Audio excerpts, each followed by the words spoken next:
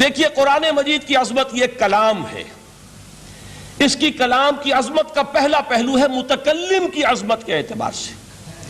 عربی میں کہا جاتا ہے کہ کلام الملوک ملوک الکلام ہے، بادشاہوں کا کلام کلاموں کا بادشاہ ہوتا ہے۔ بادشاہ جب گفتگو کرے گا معلوم ہوگا شاہانہ انداز ہے، ایک کوئی بھکاری گفتگو کرے گا یا کوئی کجرا گفتگو کرے گا، سبزی فروش کرے گا، کوئی مچھلی فروش کرے گا، ہر ایک کا پتہ چل جائے گا کہ کون بولا، وہ جس کو کہتے ہیں کہ تانت بازی راگ پایا۔ دو جملے کوئی شخص بولے گا پتہ چل جائے گا کتنے پانی میں ہے، اس کے علم کا، فضل کا، تہذیب کا، تمدن کا کیا معیار ہے۔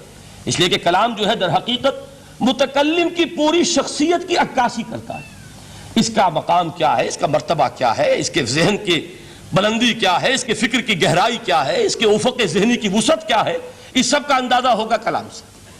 تو اب یہ کلام ہے اللہ کا، معلوم ہوا کہ اللہ کی صفات کا ایک کامل عکس قرآن مجید میں موجود ہے۔ یہ بات سمجھیے، اس کو قرآن نے کس طرح بیان کیا، یہ وہ لطیف حقائق ہیں جن کے لیے قرآن مجید تمثیل کا پیرایا اختیار کرتا ہے۔ اب سورہ حشر کی تمثیل کیا ہے؟ لَوْ أَنزَلْنَا هَذَا الْقُرْآنَ عَلَى جَبَلٍ، اگر ہم نے اس قرآن کو کسی پہاڑ پر اتار دیا ہوتا، لَرَأَيْتَهُ خَاشِعًا مُتَصَدِّعًا مِّنْ خَشْيَةِ اللَّهِ، تم دیکھتے اس پہاڑ کو کہ اللہ کی خشیت سے دب جاتا اور پھٹ جاتا۔ وَتِلْكَ الْأَمْثَالُ نَضْرِبُهَا لِلنَّاسِ لَعَلَّهُمْ يَتَفَكَّرُونَ، اور یہ مثالیں ہیں جو ہم لوگوں کے لیے بیان کرتے ہیں تاکہ وہ تفکر سے کام لیں، غور و فکر کریں۔ اگر میں اور آپ قرآن کی عظمت سے واقف نہیں ہوں گے، اس بات کو نوٹ کر لیجئے، تو میں اور آپ اپنا وقت کیسے صرف کریں گے اس کے لیے؟ انسان کا ایٹیچیوڈ بڑا یوٹیلیٹیرین ہے، آج کے انسان کا خاص طور پر۔ وہ کسی ایسے ہی کام کے لیے وقت لگائے گا جس میں اس کے لیے فائدہ ہو، اور اس فائدے کی چیز اگر نہیں ہے تو اس کی طرف متوجہ نہیں ہوگا۔ اگر قرآن مجید کی عظمت کا ہمیں ادراک ہو جائے تو ہم اپنا پورا وقت اس کے لیے وقف کر دیں گے، اس کو سمجھیں گے، اس کی گہرائیوں میں غوطہ زنی کریں گے، جیسے اقبال نے کہا کہ قرآن میں ہو غوطہ زن اے مرد مسلمان۔ لیکن اگر یہ کہ اس کی عظمت کا ادراک نہ ہوا تو بس یہ کہ کبھی اتفاق ہو گیا کہ کھول لیا اور اس کو پڑھ لیا، پڑھ بھی لیا بغیر سمجھے، اور اس کا ثواب کسی اور کو پہنچا دیا، وہ آج حصول ثواب بھی نہیں رہا، ایصال ثواب ہی رہ گیا ہے۔ ورنہ یہ کہ بہرحال علامہ اقبال نے جو اس پر پھپتی چست کی ہے کہ بآیا تشترا کارے جزی نیست کہ از یاسین او آسا بمیری، اس قرآن کی عظیم آیات سے اے مسلمان آج تیرا سروکار صرف اتنا رہ گیا ہے کہ کوئی شخص مر رہا ہو، عالم نزع میں ہو، تو اس کو یاسین سنا کر اس کی جان جلدی سے نکال دو، آسانی سے نکل جائے، بس یہ سروکار رہ گیا۔ میں یہ نہیں کہتا کہ نہ پڑھی جائے، حضور نے فرمایا ہے پڑھنی چاہیے، لیکن صرف یہ نہیں ہے اس کا مصرف، یہ تو انسانی زندگی کی رہنما کتاب بن کر نازل ہوئی ہے، اس کے اوپر اس اعتبار سے توجہ تم نہیں کر رہے ہو، بلکہ تمہاری اس کے ساتھ جو ہے دلچسپی صرف اتنی رہ گئی ہے۔ تو پہلی بات یہ کہ یہ سمجھیے کہ قرآن نے یہ تمثیل اختیار کی اپنے عظمت کے بیان کے لیے۔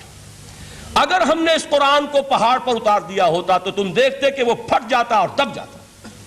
اب اس کو سمجھیے، القرآن یفسر بعضہ بعضا، قرآن کا ایک حصہ دوسرے حصے کی تفسیر کرتا ہے۔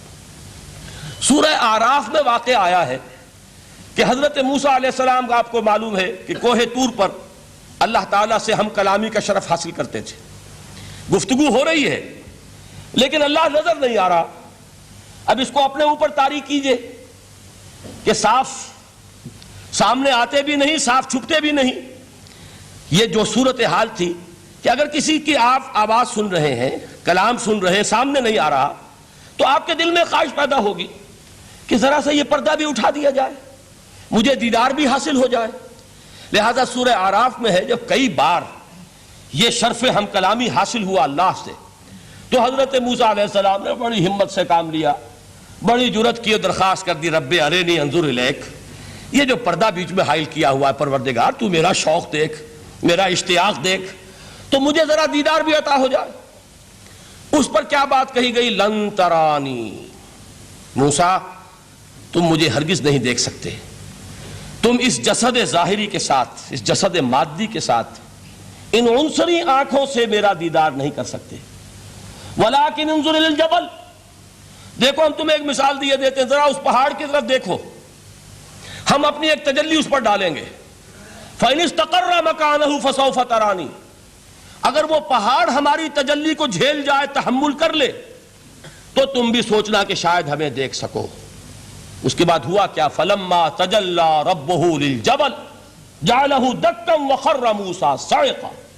جب اللہ تعالیٰ نے پہاڑ پر اپنی ایک تجلی ڈالی تو وہ پہاڑ جو ہے پھٹ گیا، اور موسیٰ، اب دیکھیے براہ راست تجلی موسیٰ پر نہیں ہے، یہ انڈائریکٹ مشاہدہ ہے تجلی ربانی کا کہ جو پہاڑ پر ہوئی ہے، اور پہاڑ کی جو کیفیت ہوئی ہے اس کے مشاہدے سے حضرت موسیٰ بے ہوش ہو کر گر گئے۔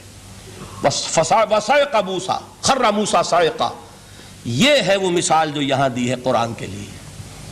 لَوْ أَنزَلْنَا هَذَا الْقُرْآنَ عَلَىٰ جَبَلٍ لَرَأَيْتَهُ خَاشِعًا مُتَصَدِّعًا مِّنْ خَشْيَةِ اللَّهِ۔ نتیجہ کیا نکلا؟ انفر کیجئے، استدلال، استنتاج۔ نتیجہ یہ نکلا کہ جو تاثیر تجلی ذات ربانی کی ہے وہی تاثیر کلام ربانی کی ہے۔